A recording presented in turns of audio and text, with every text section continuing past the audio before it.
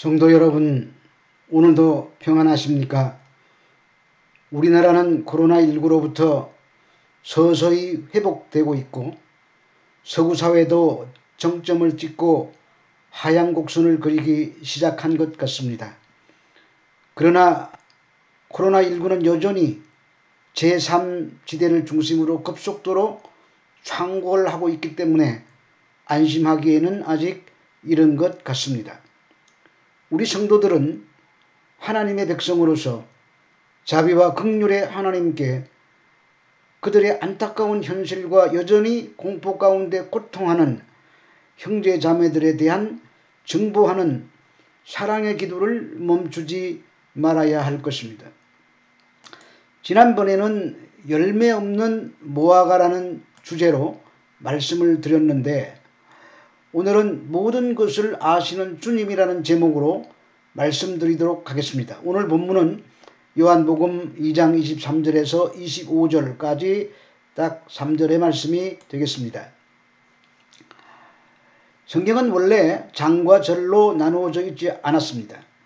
그냥 두루마리로 길게 쓰여져 있었습니다.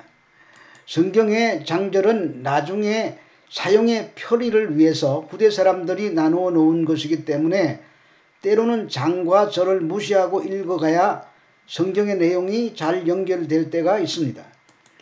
오늘 본문은 3장에 등장하는 니고데모의 이야기와 성전 정화 사건과 그 이전에 물로 포도주를 만든 가나의 혼인잔치의 내용들과 모든 것들을 연결해주는 다리 역할을 하고 있는 부분이 본문입니다. 즉 예수님이 하신 성전 청결 사건과 니고데모의 이야기 중간에 예수님이 많은 표적을 일으키셨고 사람들이 주님을 믿었는데 주님은 그들의 믿음을 올바른 믿음으로 여기지 않으셨다는 내용이 들어가 있습니다. 별로 중요해 보이지 않는 이 부분이 사실 아주 중요한 부분입니다.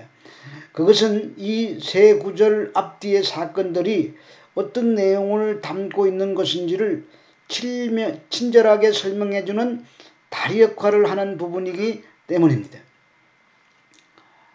1장 51절에서 성경은 인자 위로 하늘이 열리고 천사들이 오르락내리락 하는 것을 보게 될 것이라고 말씀하신 후에 2장서부터 12장까지가 표적의 책인데 여기에 나타나는 7가지 표적이 모두 죄인들에게 굳게 닫혀있던 하늘이 예수 그리스도에 의해서 열리게 되는 것을 가르치고 있다고 말씀드렸습니다. 그 7가지 표적 중에 제일 처음 등장한 것이 주님께서 가나의 혼인잔치에서 물로 포도주를 만드시는 사건이었습니다. 그 사건은 형식주의로 흘러버린 죽은 종교로서의 유대교로는 진정한 잔치의 기쁨을 맛볼 수 없음을 상징적으로 보여주는 것이라고 했습니다. 그리고 진정한 혼인잔치의 기쁨은 오직 예수 그리스도의 피로만 회복이 된다는 것을 보여주는 것이 바로 가나의 혼인잔치가 담고 있는 메시지라고 말씀을 드렸습니다. 그리고 바로 이어지는 사건이 예수님의 성전 청결 사건입니다. 우리는 겉으로는 온갖 율례를 행하며 하나님을 섬긴다고 말하면서도 속으로는 여전히 자신들의 이윤만을 추구하는 이파리만 무성한 종교인들을 향한 예수님의 진노를 그 사건 속에서 보았습니다.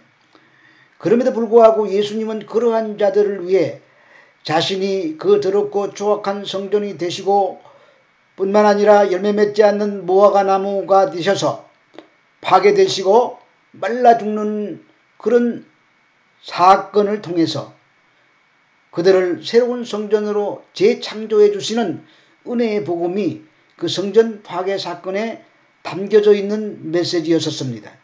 그리고 3장의 니고데모의 이야기와 연결시키는 다리 역할로 오늘 본문이 기록되어 있는 것입니다. 본문 23절을 보면은 예수님께서 6월절 내내 예루살렘에 계시면서 많은 표적을 행하셨음을 알 수 있습니다. 거기서 6월절에라고 번역이 된 엔터 파스카는 6월절 기간 동안에라는 의미를 가진 구절입니다. 그러니까 주님께서는 6월절 절기인 7일 내내 예루살렘에 계시면서 성경에는 기록되지 않은 많은 표적들을 행하신 것입니다. 그런데 그러한 기적들을 모두 표적, 사인, 헬라어로는 세메이온이라고 기록하고 있습니다. 요한은 일부러 세메이온이라는 단어를 써서 그 기적 자체가 의미가 있는 것이 아니라 그 기적을 통해 뭔가를 설명하고 있다는 말인 것입니다.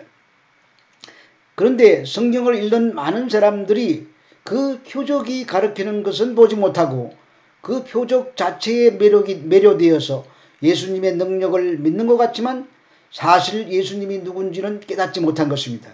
그것은 당시에 기적을 좋아하고 기적을 따라다니고 기적에 매료된 잘못된 선입견 때문에 그들의 마음의 눈이 감겨져 있었기 때문입니다. 한마디로 견을 망지라고 할 수 있습니다. 손가락으로 달을 가리키면 달을 보는 것이 아니라 손가락 끝만 본다는 어리석음을 범하고 있다는 말입니다. 그렇게 기적을 보고 주님을 믿는다고 하는 자들은 주님께서는 그들에게 몸을 의탁하지 않았다고 말씀하십니다. 그리고 많은 사람이 그의 행하시는 표적을 보고 그의 이름을 믿었으나 예수는 그들에게 몸을 의탁지 아니하셨다고 하십니다. 그것은 친히 모든 사람을 아시기 때문이라고 하십니다. 여기서 의탁하다라고 번역이 된 단어가 피스테이우엔입니다. 이 단어는 피스티오라는 믿다라는 단어의 미완료 능동태입니다. 즉 미완료 능동태라는 말은 믿음이 과거에나 현재나 미래에 흔들리지 않고 계속 유지되는 상태를 나타내는 그런 의미입니다. 그런데 이 단어와 똑같은 단어가 23절에도 나오는데 그 많은 사람들이 그 행하신 표적을 보고 그를 믿었으나 할 때에 이 믿었다는 똑같은 피스토에서 나온 단어인데 피스테이우안이라는 그 부정과거 시제입니다. 그 말은 그들이 일시적인 믿음을 가졌다는 말입니다. 요한은 의도적으로 같은 단어를 시제를 달리하여 사용해서 표적을 보고 예수를 믿겠다고 쫓아온 사람들은 일시적으로 충동적으로 예수를 쫓는 것이지 절대 예수님을 끝까지 믿고 따르는 피스테이우엔의 믿음을 가진 자들이 아니라는 것을 드러내려고 하고 있는 것입니다. 인간은 인간의 마음을 참으로 알기 어렵습니다. 속담에 말하기를 물은 건너가 보아야 알고 사람은 지나보아야 안다는 말도 있습니다. 또 사람의 마음은 죽을 때까지도 모른다는 뜻으로 인사부지기심이라는 말도 있습니다. 사람의 마음을 밝게 아시는 분은 하나님뿐이십니다. 예수님은 하나님이시기 때문에 이런 지혜를 가지셨습니다. 그러므로 우리가 예수를 믿음으로 우리들의 인생에 기적 같은 유익들이 생겨나기를 바라는 마음으로 예수를 믿는다면 우리들은 예수님과 아무 상관이 없는 자들이 될 것입니다. 우리는 얼마든지 깜짝같이 영격을 할 수가 있습니다. 자신의 유익을 위해 바리새인들 못지않게 종교 행위를 근사하게 할 수도 있고 도덕적으로 윤리적으로 깨끗한 삶을 살아낼 수도 있습니다. 주위 사람들을 완벽하게 속일 수도 있습니다. 그러나 주님만은 절대 속지 않았습니다. 그러한 사람들은 자신들에게 유익이 되지 않는다고 판단되는 순간에 그 즉시 주님을 떠날 사람들인 것을 주님이 아셨기 때문에 주님께서 그들에게 몸을 의탁지 않으신 것입니다. 그래서 24절에 주님께서 친히 모든 사람을 아신다라는 구절이 나오십니다. 여기에서 알다라고 이 번역된 단어 기노스코는 사물이나 현상에 대한 실제적인 지식을 말하는 것입니다. 그 단어는 예수님의 전지성을 나타내는 단어이기 때문에 주님은 절대 안 속으신다는 말입니다. 표적을 보고 주님을 쫓아온 자들의 목적은 주님을 영접하고 주님을 믿는 데 있는 것이 아니라 표적을 통하여 자기들에게 기적 같은 유익이 생기기를 바라는 마음에서 주님을 쫓아왔다는 것을 주님이 아셨다는 말씀입니다. 25절에 보면은 그 주님의 전지성이 더 자세하게 묘사되고 있습니다.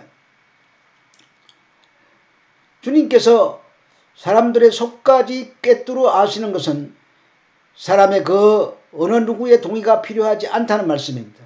여기서 주님이 아신다는 사람의 속에 있는 것이 아신다는 이 것이라는 이 말이 미완료 시제입니다. 거기서 미완료 시제가 쓰였다는 것은 주님은 사람 속에 있는 과거, 현재, 미래 모두를 속속들이 아신다는 뜻입니다. 그래서 주님은 사람들이 당신을 믿겠다고 무리지어 왔을 때에 그들의 믿음을 인정치 않으신 것입니다.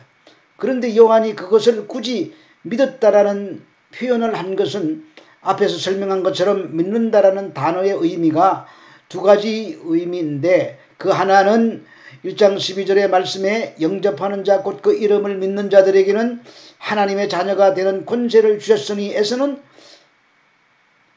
예수 그리스도를 주로 영접하는 믿음, 즉 과거에나 현재에나 미래에까지 변치 않는 주님이 주시는 참된 믿음을 말하고, 그리고 뒤에 나오는 믿음은 감정의 자극을 받아서 일시적으로 그 대상의 가르침을 받고 그 뒤를 따르는 행위도 믿음이라고 기록하고 있기 때문에 그걸 구별하기 위해서 굳이 그렇게 기록한 것입니다. 당시 고대 사람들이 믿는다는 말을 쓸 때에 누구의 가르침을 믿고 따른다는 의미로 주로 썼기 때문에 이런 혼용이 있게 된 것입니다. 그래서 우리가 전후 문맥을 잘 살펴 있지 않으면 믿는다는 말의 뜻을 곡해하기가 쉽습니다. 예를 들어서 제자들이 가나의 혼인잔치에서 예수님의 표적을 보고 그를 믿었다고 하는데 22절에 보면은 예수님께서 부활하신 후에야 제자들이 예수님을 믿었다고 기록하고 있습니다. 뿐만 아니라 주님이 십자가를 지시기 전에 제자들이 주는 그리스도시요 살아계신 하나님의 아들이라고 수없이 믿음의 고백을 했음에도 십자가 앞에서는 모두 도망쳐버리고 말았습니다. 그러니까 성령에 의해 거듭나지 않고는 절대 주님을 믿을 수가 없다는 말입니다. 그러므로 표적을 보고 주님을 믿겠다고 따라 나선 무리들을 주님께서 그들에게 속으실 리가 없는 것입니다. 주님은 인간을 지으시고 인간의 과거와 현재와 미래의 생각까지도 속속들이 아시는 분이십니다. 그래서 주님은 사람들에 대해서 누구의 설명도 필요가 없으셨다고 25절의 말미에 기록하고 있는 것입니다. 우리는 사람의 속을 들여다 알 수가 없습니다. 상대방이 어떤 연극을 하고 있는지 우리는 모릅니다. 그런데 더 슬픈 것은 인간은 자기 자신도 자기 자신에 대해서 모른다는 것입니다. 우리 인간은 자기 자신도 잘 모릅니다. 때로는 지나친 기대를 했다가 왕창 실망하기 일쑤고 전혀 기대하지 않았다가 의외의 개가를 올리기도 합니다. 그야말로 우리 인간은 천방지축입니다. 그래서 우리는 주님 만날 날을 더 고대하는지도 모릅니다. 성경이 분명 그때에는 내가 나에 대하여 확실히 알게 될 것이라고 기록하고 있습니다. 우리가 지금은 거울을 보는 것 같이 희미하나 그때는 온전히 알 것이라고 하십니다. 당시의 거울은 청동, 즉 구리를 연마해서 닦아서 윤을 낸 거울이기 때문에 그 거울로 자신의 얼굴을 보면은 잎이 삐뚤어져 보이기도 하고 눈이 찢어진 것처럼 보이기도 하는 그런 형편없는 거울이었습니다. 그래서 내 얼굴을 확실히 알 수가 없었던 것입니다. 이렇게 우리는 우리 자신에 대해서 잘 모릅니다. 우리들이 지금 예수를 잘 믿고 있다고 생각할지 모르지만 실상은 아닐지도 모르는 것이고, 우리들 중에 지금 자신에 대해서 크게 실망하고 있는 사람이 있지만 실상은 잘 믿고 있는 것일 수도 있습니다. 이렇게 우리는 자신조차도 신뢰할 수 없는 존재들입니다. 그래서 우리는 끊임없이 자신을 성찰해야 되는 것이고 끊임없이 주님을 의지해야 되는 것입니다. 그렇게 주님은 갈릴리 어부 시몬을 보시자마자 너 이름은 장차 반석 베드로라고 하실 것이다, 이렇게 말씀하신 것입니다. 뿐만 아니라 냉소적이지만 진지한 나다나엘에게서 참 이스라엘이라고 하셨습니다. 그것은 그에게서 참 이스라엘의 모습을 보신 것입니다. 뽕나무 위에 올라가 당신을 바라보는 삭개오에게 새 삶에 대한 열망을 보신 것입니다.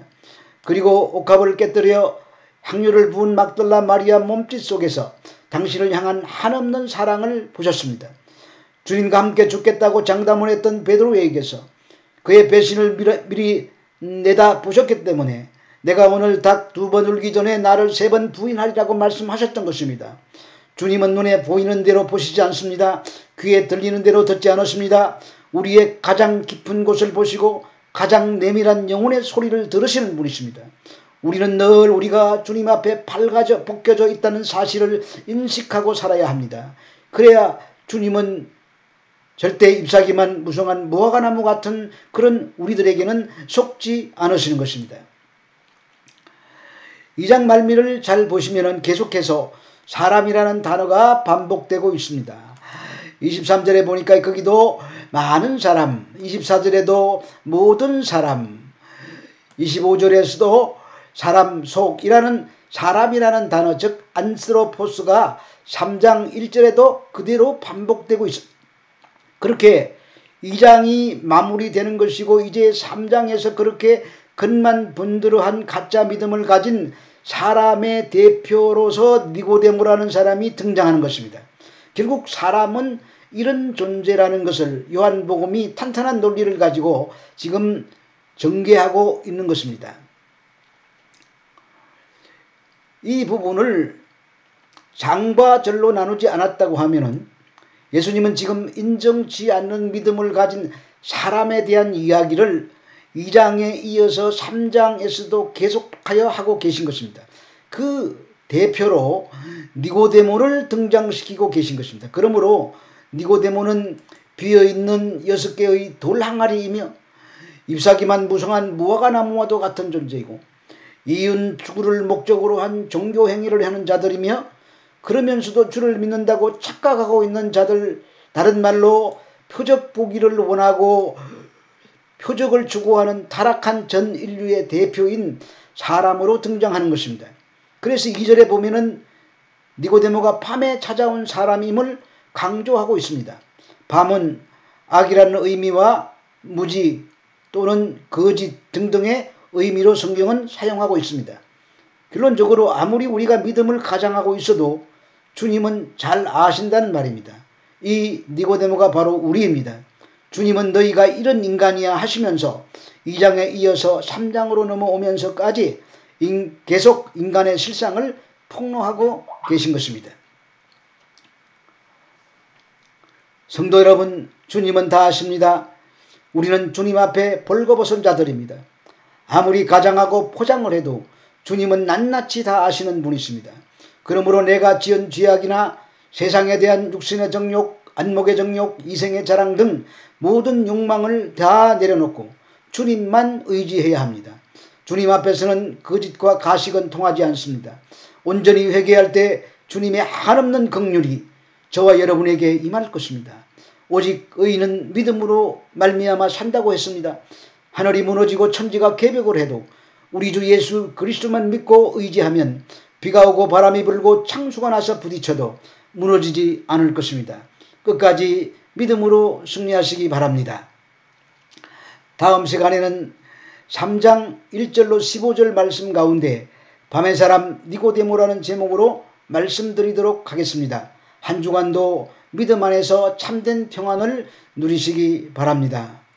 구독 버튼을 부탁합니다. 감사합니다.